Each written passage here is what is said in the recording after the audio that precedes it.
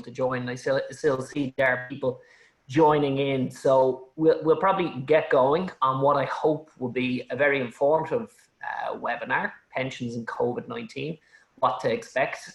I'll be presenting the first section on Stephen Gillick. I'm partner and head of pensions in Mason Hayes and Curran. And I'm delighted to welcome Elma Fox, the president of the IIPM and also Trustee Services Director with Independent Trustee Limited, who will also be covering the second section and being giving us a fantastic insight into what she's seeing on the ground on a day-to-day basis and how she predicts that COVID-19 will have an impact on pensions further down the road. So delighted to have you on board, Elma, and thanks Stephen. Good morning, everybody.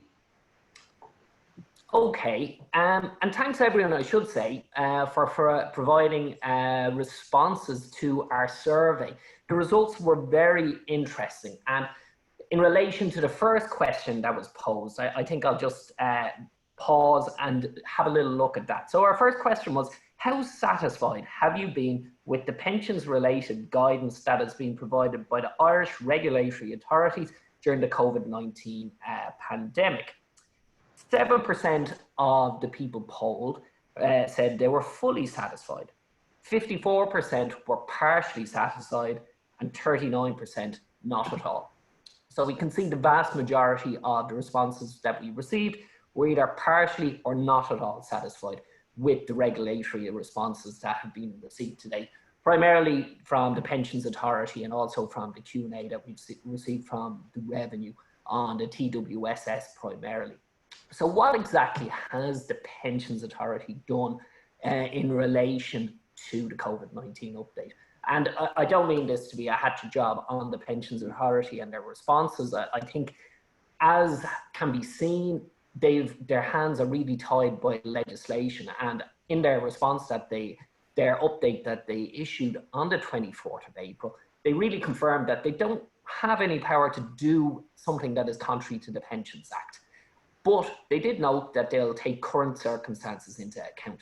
How and what flexibility will be shown there is another day's argument, but they have recognised that current circumstances will be taken into account.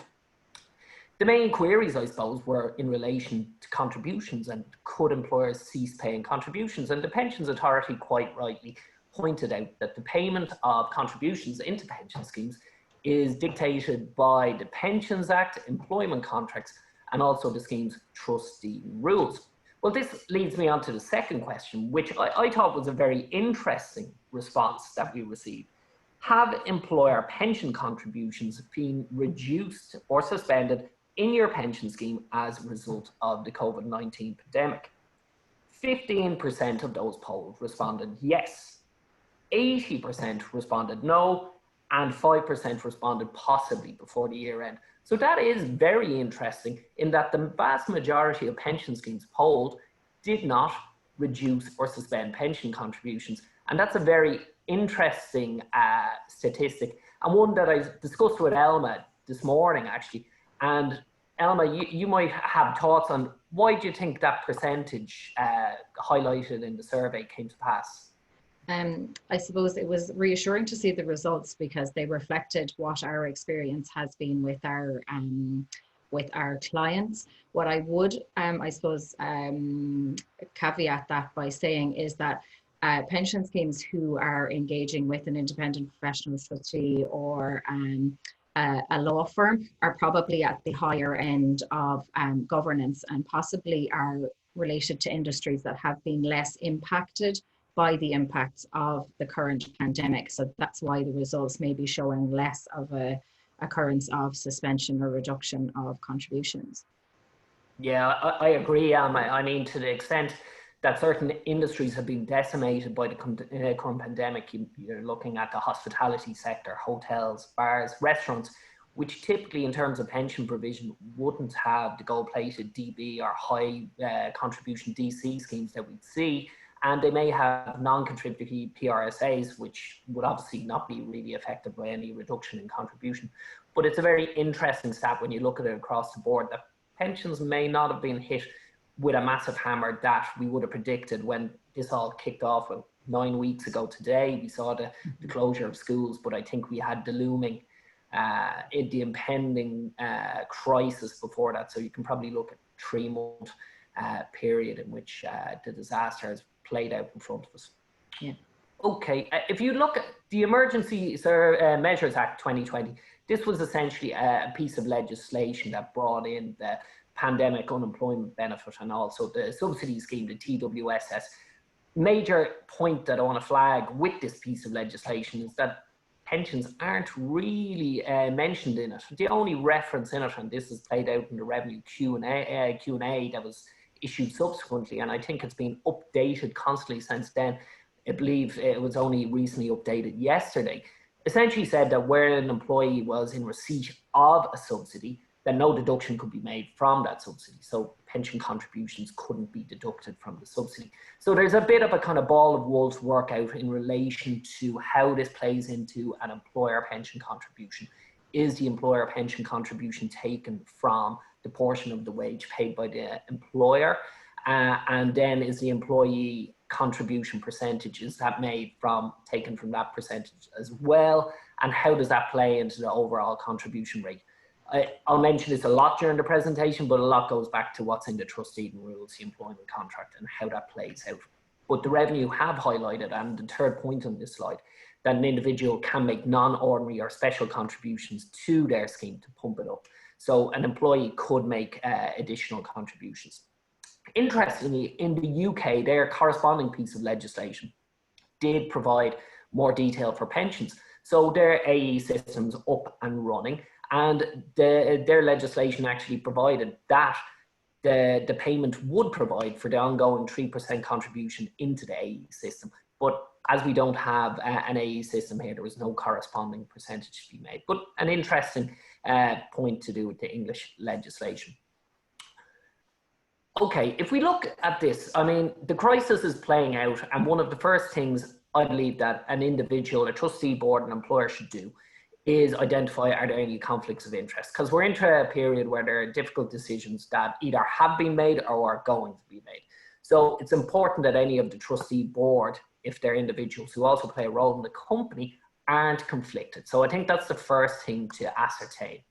And then meeting formalities. It's an interesting, and once again, I'll go back to our survey results, because I think we've all, as today's webinar testifies to, we've all adopted technological innovative solutions to getting around the lack of ability to meet up physically. But there's an interesting response to our question in relation to trustee meetings. So has it been difficult to convene trustee meetings during the pandemic due to legal or technology issues? Yes, 18%, no, 76%, and yes, but for other reasons outside technology, 6%. So by and large, we're seeing that technology has stepped into the shoes of trustee meetings, and trustee meetings have been able to convene and progress as normal. Elma, you're involved quite a lot with trustee meetings on a day-to-day basis. What are you seeing with your clients and indeed IIPM? That definitely, the results reflect our experience. I think ours might even have been more positive. I can only think of one trustee meeting that has been deferred because of the current working setup. So we've been able to hold meetings. We've been holding our usual scheduled trustee meetings, and there's just been a little bit of extra work in terms of agreeing what online format we're using, and there can be barriers there with different companies and different people being able to access different systems. If we've been issuing paper packs before, decide how those are going to be issued now and shared, and where they'll be stored afterwards, which would be general considerations anyway. And also a little bit of training with some of our perhaps our co-trustees and things like that, just to get them up to speed and comfortable with the holding of meetings. And then we've also been looking, I suppose, at the agendas for the meetings. So are we going ahead with our normal agenda? Are we removing any items or moving them to meetings later in the year? And obviously putting COVID-19 and the response and various different items to cover with regard to that onto the agenda. But I would say the providers and employers and co-trustees have really stepped up in terms of facilitating meetings, participating, being flexible. So we found that has worked really well. To add to that point, Elma, I suppose 3 months ago or 9 months ago, the main queries we were dealing with in trustee meetings was, can this actually be permissible under a legal point of view? And the vast majority of trust documentation, anything in the last 10, 15 years, does facilitate the participation in a meeting by electronic means, via telephone or other technology that's available.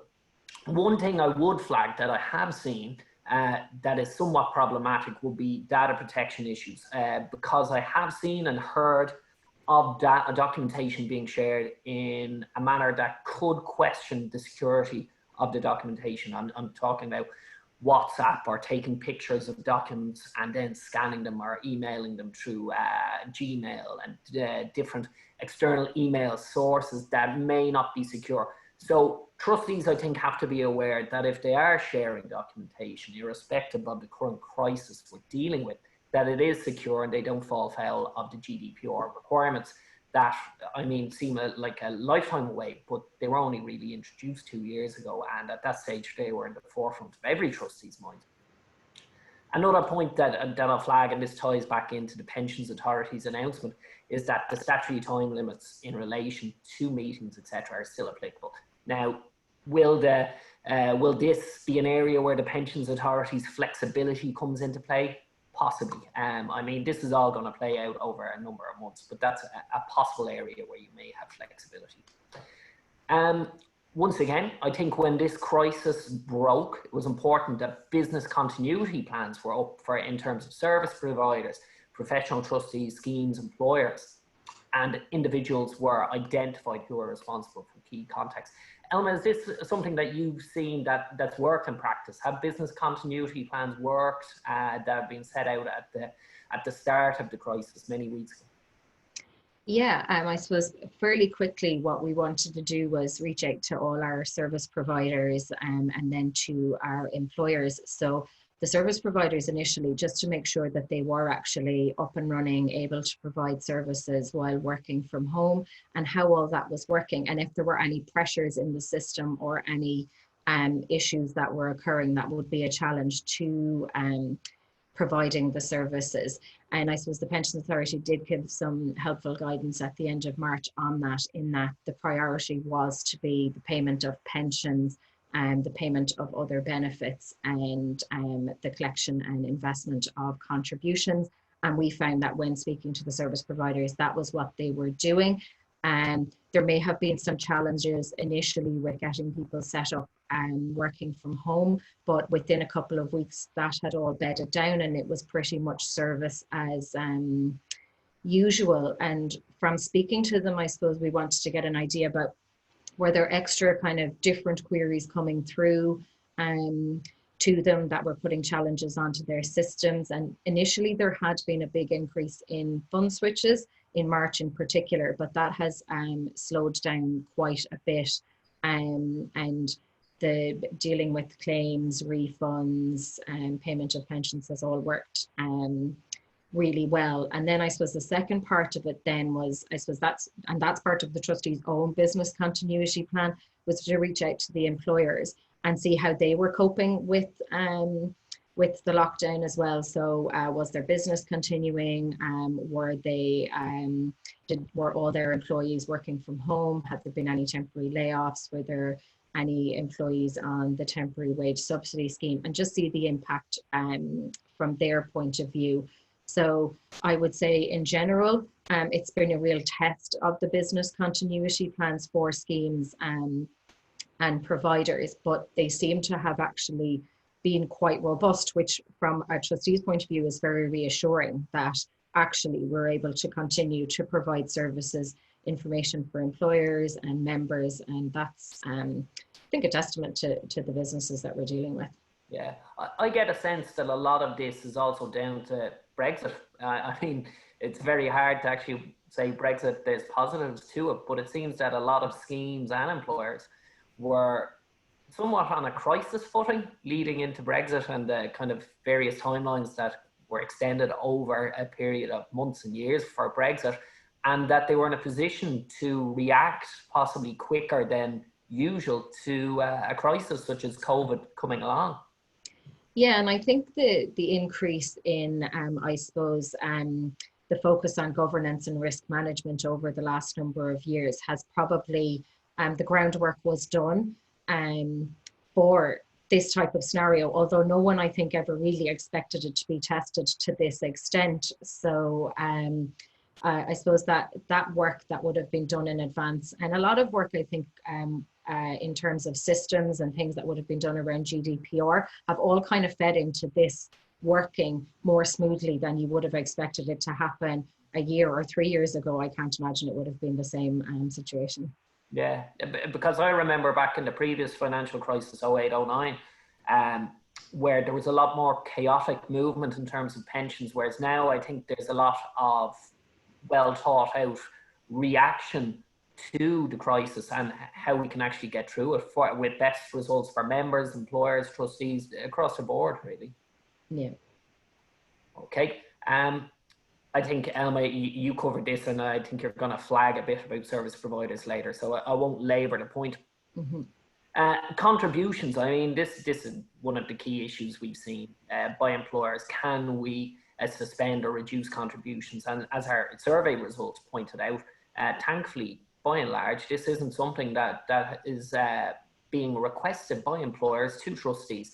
Now, it still is happening out there, but the survey points to a more positive outcome.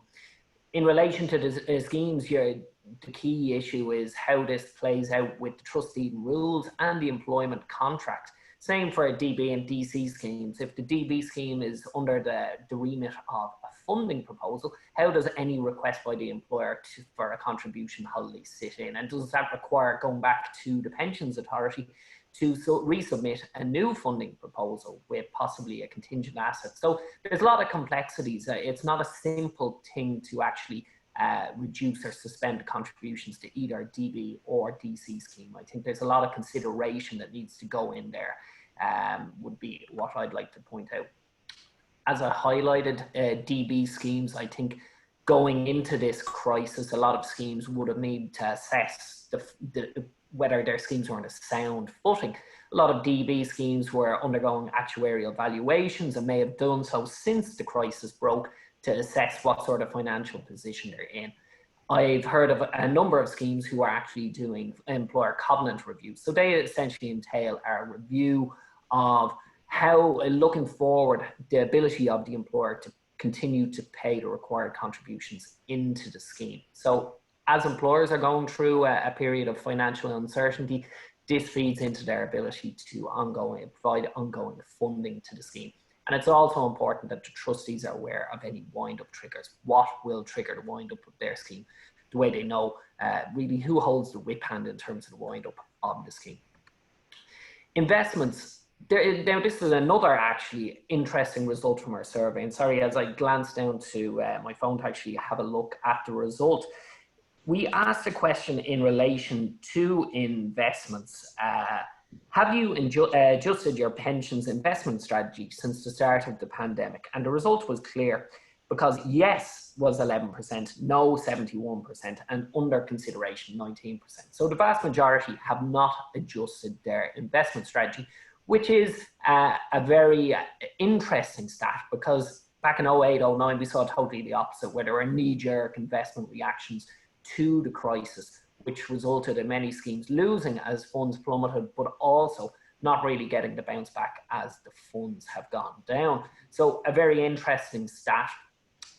Doesn't mean that the schemes haven't actually reviewed their investment strategy and, upon looking at things in the round, have decided not to make any investment changes. Can I just jump in there, Stephen, because that actually has been our experience, because when I first saw the results, I thought, oh no, that seems like quite a stark figure. But actually reflecting, I suppose, on the trustee meetings that we've had, and also the meetings with the various different investment managers, looking particularly at the default investment strategy, there hasn't been a need to make changes to those strategies.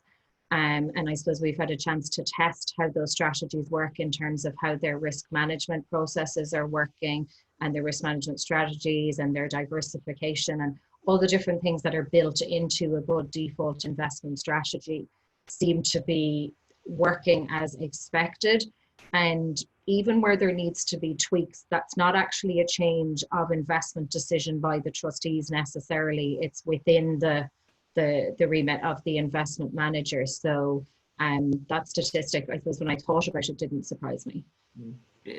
I suppose it's a positive, and I look at it as hopefully something we've learned from previous crises, that individuals in relation to schemes have learned lessons in relation to what can be lost in terms of making knee-jerk reactions. And it was something that was highlighted in the most recent Pensions Authority announcement, where they flagged the need to actually steer away from making knee-jerk announcements. I just want to flag as well from another point of view in relation to investments. If there are going to be delays in terms of fund switches as a result of pure practicalities of it, it's important that this is communicated to members, because over the years we've seen lots of claims being brought to the FSPO in relation to delays in fund switches. And even now, as we're going through a period of market volatility, it's important to flag with members if there is a delay of a fund switch that's longer than what is either stipulated in the service level agreement or documentation that was provided to members. One actual, I won't dwell too long on this slide, but one thing I'd like to flag, at the start of this crisis, one of the things I predicted was that there'd be a step away from ESG. So environmental social governance. So essentially environmental investment. I thought there'd be a flock towards investment safe havens. So the more regular stocks, fossil fuel based stocks, etc., the more kind of blue chip stocks, as they were. But this hasn't really played out at all. And we've seen ESG do quite well, which to me is a surprise, but being not in the investment advisory space per se, I wouldn't be qualified to actually remark on it, but it's something that I've seen, and it's a pleasant result. Elma, is that something you've seen, ESG, and the performance has been something that has surprised you, or has it been anticipated? I don't think the performance surprised me, because an awful lot of how the ESG is applied to funds is actually almost another layer of risk management and governance on top of how you would normally pick stocks and investments. So where you've extra risk management built in, you would hope that there'd be extra resilience in there. I was more concerned, I suppose, about the look forward position. And if the performance hadn't held up, well, then the move towards adopting ESG policies could have been delayed or would have been more challenging. So I think the results are reassuring me on that end. Okay, I'm not going to dwell too long on death and service benefits, but one thing that's actually come across my desk quite often in the last few months, I just want to flag, letters of wishes or nomination forms. So these are essentially letters where a beneficiary is stipulated. So I leave my wife 50% of my death and service benefit, and my children X, Y, and Z. There's questions over data retention of these letters, because I've seen various different approaches taken, either keeping the original letter, scanning the original and shredding the document, or just keeping a record of what was on the letter of wishes. And this has created a number of problems in relation to the documentation. What's being recorded, does it actually correspond to what was in the actual physical letter? So I would always advise that either the hard copy letter of wishes is retained, or a scanned version, which is absolutely perfect and can be readable. So it's important that when you scan it in, that you make sure that the letter of wishes doesn't have anything that we used to see in old photocopies, smudges, etc., whereby you couldn't read them. And then there's the question of retention. How long do they need to be retained? And that's something that really, there's no hard and fast rule. We're kind of operating on what the UK regulator says and looking at a period of 7 years after death. But it's on a case-by-case basis and depends on the type of scheme and type of arrangement. But I won't dwell too long on that. Single member schemes, just flagged that this current crisis is having issues in single member schemes, especially those with directly held property. So you're dealing with liquidity issues. But we have expertise in the team to deal with single member scheme queries. So I'm not going to stay too long on that. Willis Towers Watson and Aon going through a merger.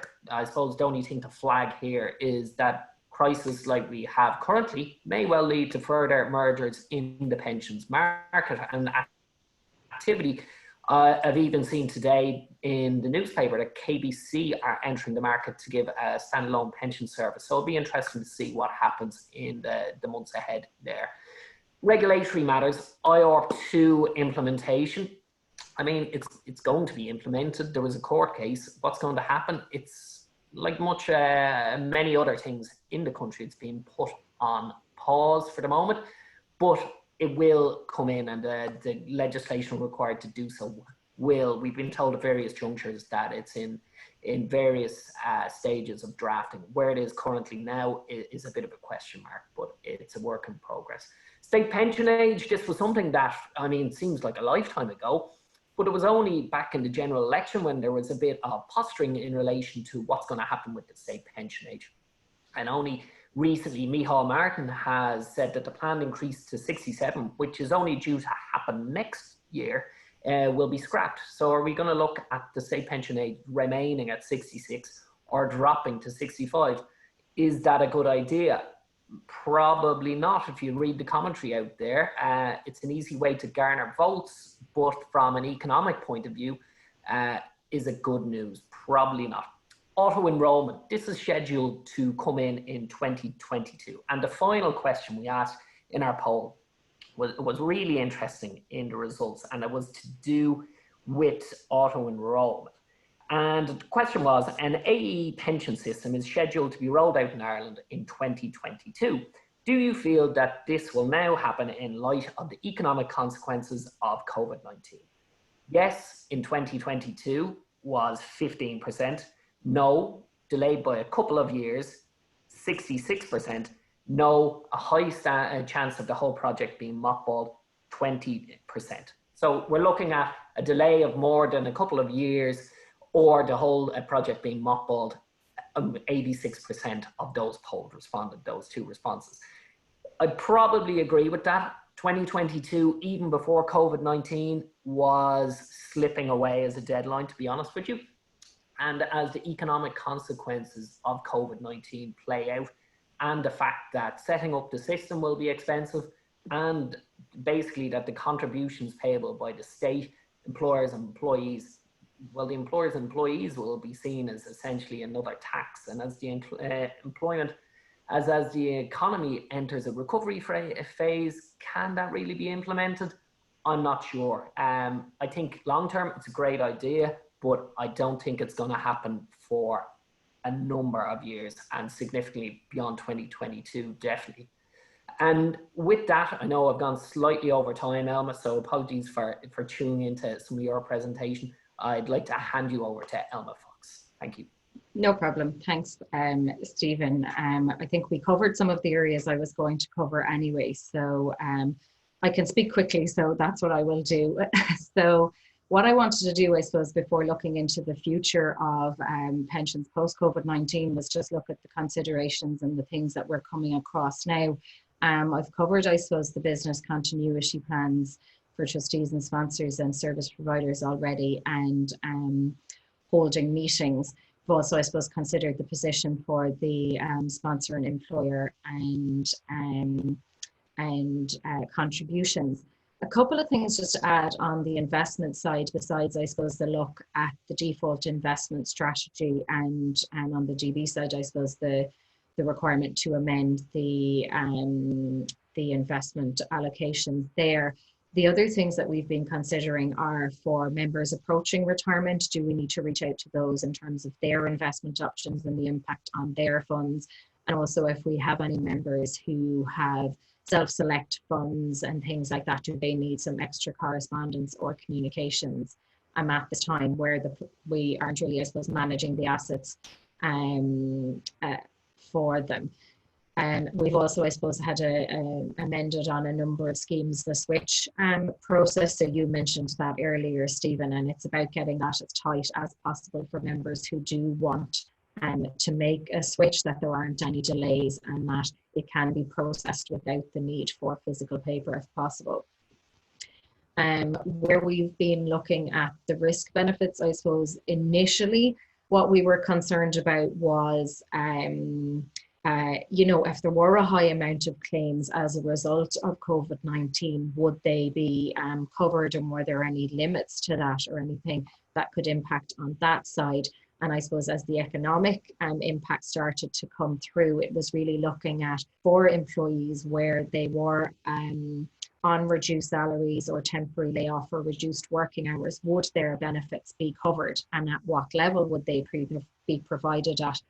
And I suppose it depends on the insurer, but we have found the insurers to be, I suppose, quite reasonable in this front, and are generally covering for the pre-pandemic salary for a period of time at least. So that, I suppose, has been some comfort.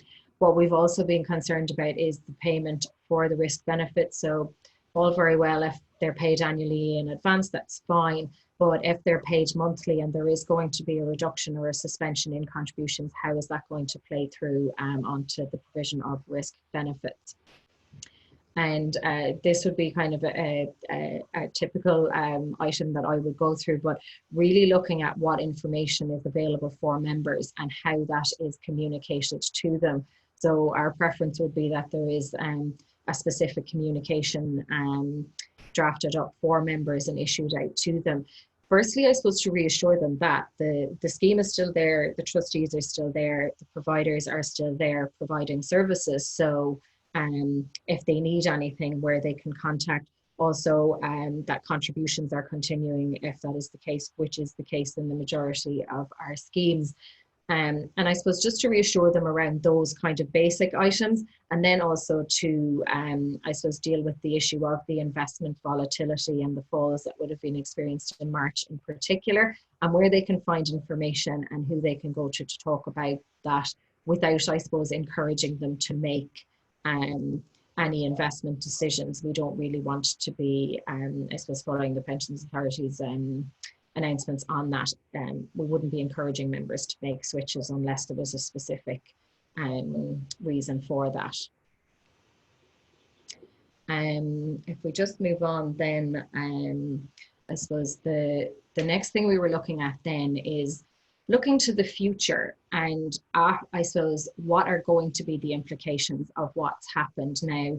There's obviously going to be an impact on valuations in terms of the liability figures and also the assets backing that up. There's also, I suppose, the more general volatile outlook, both on the economic side, which is going to affect employers and businesses and employees, and also on the investment side. And are there more volatility management and risk management strategies that need to be looked at into the future for the investment of pension assets? It's also to look at the impact of potentially lower contributions into schemes. While we haven't seen an awful lot of that come through yet, if there is, I suppose, a sustained economic downturn as a result of this, you're going to have lower contributions. There'll be suspensions, potentially ceasing contributions. People could be on reduced salaries. There could be reduced contribution rates. On the membership side, people could have been temporarily laid off, hopefully, and will be back at work, but there may be permanent layoffs that come out of it.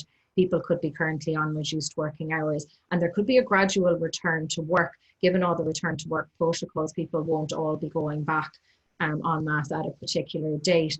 So those two things, I suppose, are going to feed into the long-term implication for schemes and benefits. And obviously then the employer status as well. So if their businesses have been closed down, I suppose, as a result, or changed fundamentally because of what's going on, when will they be able to return to business? Will they be returning to business the way they did before? There's impacts onto the covenant with the trustees if that's the case. And budgeting as well, I think, will also be an issue. we're seeing, I suppose, an impact on budgeting in terms of projects that we might have been planning to run over the next year, and I suppose requests not to have any unnecessary discretional spend, I suppose. So if we were planning a particular member communication exercise, or for a lot of our schemes, we'd have been doing a lot of planning around IIRP2 and the additional requirements there.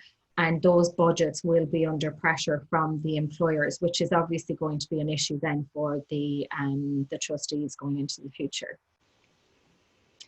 So as always, I suppose, when there is a big shock or a big crisis or issue to deal with, you want to have a chance to stand back and review what's happened and look at the changes that have come about. And some of those will be positive and some of them will be negative. So it's obviously going to reinforce the need for risk management, including business continuity plans. And it's to look at how those plans worked, what worked well, what didn't work well, do they need to be updated? I mean, a really basic one is will we be adding a pandemic specific risk into the risk register? Also to look back, I suppose, at decisions and actions and plans that were implemented during the pandemic. Is there any, I suppose, tidy up that's needed in terms of deed amendments or amendments to procedures and policies that weren't captured while we were just reacting? The other thing is, I suppose, there's been some very successful practices that we have adopted during this time as well. So particularly on the administration and communication side, and will we actually keep those into the future if they've worked really well? Now, we've also seen, I suppose, some of the actions or plans that we would have agreed prior to the pandemic becoming an issue being deferred. And it's to go back and revisit those plans. Are we going to implement them? Do they need to be tweaked or updated? What is the correct timing for implementing those? And on a very long-term basis, and this kind of goes back to what I said on the last slide, is there a sort of a long-term impact if this goes on? If the fallout from this pandemic is a sustained downturn, well, that will obviously have long-term impacts on scheme funding, on DB and DC. So I suppose, what's the outlook for pensions? The outlook for pensions is probably not that different on more general terms than it was before the pandemic took hold. So an increasing focus on governance and risk management. And what I would say is I think the crisis has shown certain strengths in the system. Now there's probably some weaknesses that will come through as well. In terms of IIRP2 implementation, I suppose there's the usual, it just be really helpful for trustees and employers and service providers for some timelines to work to, given that there is going to be changed circumstances for employers and employees and budgeting. So taking all that into account, you need timelines to be able to implement those. Stephen, you've mentioned, I suppose, the auto enrollment and whether it will go ahead in the planned timelines or not. You also, I suppose, touched on the state pension age, and really where I'm looking at that from, besides the general planning, is there are members who are due to retire in the next couple of years who need to know what the state pension age is for their planning. We can do all sorts of planning and designing lifestyle strategies, taking them to particular ages and providing financial advice or information. But if you actually don't know what age you're going to get the state pension at, that makes the decision making quite difficult. And there's also, I suppose, the ECB and the IOPA reporting. So 2 rounds of reporting for the larger schemes have gone into the CBI at this stage, and smaller schemes, their deadline is next week. So I was wondering if there'd be any feedback out of that process and anything that we can learn from it, and then some clarity with regard to what the future reporting requirements will be. So I suppose on a kind of a general outlook, there's a huge demand on those who provide pensions, and that is on employers, trustees, service providers, everybody who is involved with providing pensions for people. And they're facing lots and lots of changes, which I have gone through, including, I suppose, the requirement to have new functions once IIRP2 comes in. And there is a move towards professionalism on trusteeship. And if you have new requirements, you've new functions required, you are having an increasing professionalized approach to trusteeship, that has knock-on implications for service providers. And really there's going to be a big need, I think, for upskilling and training and qualifications for all those new roles with the move towards professionalism. So some positives, some more challenging things to look forward to. So, Stephen, I think there's a few questions in there if you want to. There is indeed. Thank you. Thank you. Very interesting, and thanks for your insights. I have, sure, I'll pick the first one. It's addressed to you, Elma. Does Elma think that a temporary cessation of contributions constitutes a material change to the terms of a plan with a corresponding requirement to issue an updated SORP to members and make reference in the trustee annual report? I suppose it depends on the terms of the plan, whether it's a material change on that basis. But what we would say is you would have to communicate it to members, because it is a material change for them, even if it's a short-lived material change. And we would see that it will be reported in the trustee annual report. We haven't seen providers look to issue revised SORPs where contributions have been suspended, for example, for 3 months. Yeah. Okay. Thanks. Okay. Do schemes allow for expressions of wishes to be updated by members online?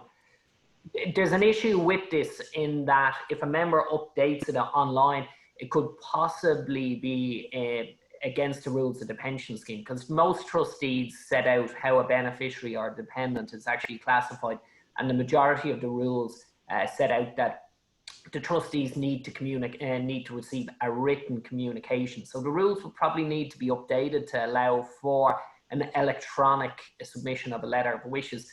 There's also issues with that, in that if the technology fails, but you could also say there's issues with a handwritten letter of wishes, because I've seen several requirements that they have to be delivered to trustees, and often the letters may be sent to HR, who may delay sending it on to the trustees or the administrators of the scheme to actually take a note of it.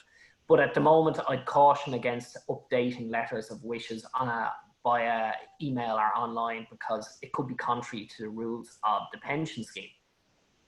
Okay. Does the crisis mean that the IORP2 directive will be delayed again? Big question mark around it. I think it will be delayed simply because of practicalities. Individuals drafting the transposing legislation may not be in the office, they may be working from home, and indeed several departments, they may be working in another department for the duration of the crisis. But Elma, do you have any opinion on IORP2, when we expect to see transposing legislation coming in? No, similar to yourself, I suppose I was hoping to see it in Q4 this year. I presume the current pandemic and the lack of government is not going to, we're not going to see it any sooner than that, and I would presume it would probably go into next year before it will be published. Yeah, I'd agree with that. Okay, are trustees allowed to use electronic signatures? Well, from a legal point of view, what I'm seeing is that if they have to execute a deed of amendment or a deed of substitution of trustee, so anything to do with the trust documentation, has to be actually a wet physical signature. In terms of e-signatures, a lot of trustees, I believe, are using e-signatures, or I've heard that many of them may use a power of attorney. So, Elma, what are you seeing on the floor in terms of trustees signing documentation on a day-to-day basis? Similar to what you've said, it depends on the documents. So in terms of kind of day-to-day sign-off, so things like claims and switches and that kind of thing, generally they can be done electronically, whether by giving just an electronic authorization or an electronic signature. It's less clear on the execution of legal documents as to whether that can be done electronically or not. So I don't think we've come down on one side or the other on that yet. It seems to be on a case-by-case basis. In relation to the deeds, I think the best thing I could say, like we still require a physical signature on the deeds. but just make sure the deed has a counterparts clause in it, the way that separate versions of the same deed can be executed. Yeah, we've done something similar with the same document going about the house, which is difficult. Okay, do trustee training requirements on appointments and every 2 years still apply? Short answer, yes. There's been no legislative change or no change to trustee training requirements. Is this an area where we'll see some of the flexibility that the Pensions Authority mentioned? Possibly. Elma, are you seeing any queries on trustee training? I suppose just from any new trustees we've seen appointed, we have had questions from them about their training requirements, and trustees who are coming up to their 2-year deadline. And similar to yourself, we're saying, yeah, the deadline still applies, but there are quite a few online options available. So there shouldn't be any issues with completing the training. Yeah, trustee training was an area actually that was conducted through webinars before the COVID-19 crisis. I mean, there was a lot of e-learning going on in that field. Yeah, we just in the IIPM actually ran our first session of online refresher trustee training this week. So it seemed to have gone really, really well. So. Okay. Any feedback on the meetings the Pensions Authority is conducting with administrators? Well, in their last announcement, the 24th of April, they did indicate that their engagement program is ongoing for the year ahead. They had indicated an engagement program that would probably have entailed physical visits with schemes. So this appears to be ongoing. Now, how it's going to happen will obviously be different. And I mean, every meeting is going to be conducted electronically, I presume. So it'll be a lot more either Skype calls or that sort of element of it. But my view is the Pensions Authority, they're still looking at the engagement program proceeding to an extent this year. Mm-hmm. Are you seeing any queries, Elma, in relation to their engagement program? Yeah, I think they've added to their engagement program in that they are meet with administrators as well to see how they are coping with the current situation. So really just checking in terms of business continuity plans, contributions, investments, member queries, that type of thing. So it's sort of a general catch up with the providers so that they know, I suppose, or can anticipate where any pressure points will come. Yeah. Okay, my favourite topic, Supplementary Pensions and Outgoing Workers Directive. Any further clarity emerging on the issue? Apparent conflict with the revenues position. Okay, so in a nutshell, this had to do with the preservation requirements being changed by the Supplementary Pensions Directive and the classification of an individual as outgoing workers and the requirements on trustees to classify an individual as an outgoing worker, either when they joined the scheme or when they left, and how this would impact on the options available to them when they left. In short, no further clarity. At the moment, it's a bit of a mess because a lot of the schemes I deal with are just putting on hold any potential changes to their trustee rules. Some schemes are adopting an ultra cautious approach that when an individual leaves, irrespective of how long they've been with the scheme, they get a refund of the employer and employee contributions. A very expensive fix, depending on the numbers of members you have there. There's also queries in relation to how this plays out from a revenue perspective, what happens when the refund is processed. A lot of questions, we've no answers, we've no timeline for additional clarity from the revenue. They provided guidance already, and the guidance, probably it's fair to say, was even more complicated than the legislation itself. So it didn't really answer the questions that are out there. But are you seeing any questions? Obviously, you're seeing questions, Elma, but I suppose you're in the dark with most of us on the outgoing worker requirements and trustees and what they need to do. I suppose I haven't seen anything new come through while this situation has been going on. So there are still just an awful lot of grey areas in terms of how employers, trustees and providers are supposed to track this information, and it's not an entirely satisfactory situation at the moment. Okay. Did you say, I don't know whether this was me or you, Elma, I'll take it's me. Did you say that life offices will pay for the death benefits in case death occurs while the member was laid off due to COVID? It depends on whether they've been temporarily laid off or if they are permanently laid off, obviously. So really, are they still an employee of the company or not is really where that the answer to that would hinge. Yeah, that's key, whether they're a member or a life assurance member. So you have to go back to the trust documentation policy. Do they still classify as a member employee? So you have to, it's a case by case basis. Yeah. Has there been any further discussion on auto enrollment? Well, beyond the clarity that was provided in the joint Fianna Fáil, Fine Gael document for government, where they said that this is still something that is on the agenda, there's been no further discussion on it. To the best of my knowledge, plans are still ongoing for it, but you have to look at the economic consequences of COVID-19, and you can read about them every day. Will this be something that we actually have the money to pay for? And will there be an appetite for employees who are perhaps suffering wage reductions, or employers who are under pressure financially to actually pay for this? That's the question, and it seems our survey indicates that this isn't going to happen in 2022.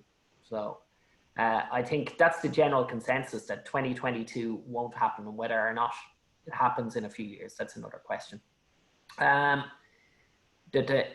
Is there a need to advise members where salaries have been reduced and debt and service basis benefits are based on salary at renewal date as opposed to date of debt? Is this something you're coming across, Elma, on a practical basis, the difference between salaries and DIS benefits? Yeah, it is something that we've come across, and where benefits are being maintained at the salary that it would have been at the renewal date. And we haven't been advising members because it's not a change. They're on their full-time salary, or their real salary, we'll call it. Where there is, and we haven't seen it yet actually, but if there was a potential that their death and service benefit would be reduced, well, then we would communicate that to them. Okay, I've been informed that you can take 2 more questions, Elma, and then our great. I'll give you a nice easy one. What actions should trustees be taking now? I've probably covered it earlier, but really you need to be reaching out to your providers and having conversations with them about their business continuity plans. And the key end part to that, when you've done it, is a sort of open stay in touch policy. So as soon as they see anything happening in terms of member queries or contributions not coming through, that they advise the trustees immediately. Again, reaching out to the employer to establish what their current status is, and also in particular if they're planning any changes, to get in contact with the trustees as soon as possible, for all the reasons that we've gone through earlier, because no changes in anything to do with pensions is ever straightforward. So the quicker you can get on top of it, the better. And then looking at communications for members, both, I suppose, an immediate communication to somewhat reassure them about what's happening, and then also to think about what further communications will be provided to them for really, I mean, across the summer and probably even further out in the year at this stage. Great, thanks. Okay, and I will take one further question, and then we'll unfortunately have to leave it. If auto-enrollment doesn't proceed, what is a viable alternative? Well, I think we have a great structure in place with the PRSA product that's there, and that combined with relevant legislative changes in relation to people have to get certain level of contributions, is well placed to actually pick up the slack and possibly avoid putting in place an expensive infrastructure to do with AE. So if AE doesn't go ahead, I'd be in favour of looking at the PRSA structure we have and how that can be tweaked and changed to actually give a pension to those individuals who would have been caught in the net of AE. Because remember, we also have a quite sophisticated, probably too sophisticated, DC and DB scheme. And the Pensions Authority is looking at consolidation of DC schemes. The DB schemes that are there, the bigger semi-state probably entities and larger DB schemes. So we have a quite sophisticated pension structure in place. With a little bit of tweaking, I think we can get a structure in place that would fill the hole that AE would have filled. Okay, well, all that's left for me is to thank you for attending today's webinar. I hope you found it very interesting. and to thank Elma for participating and giving a very valuable insight into what she's seeing either with ITL or the IIPM. So thanks a million, Elma, and thank you all. Thank you. Bye.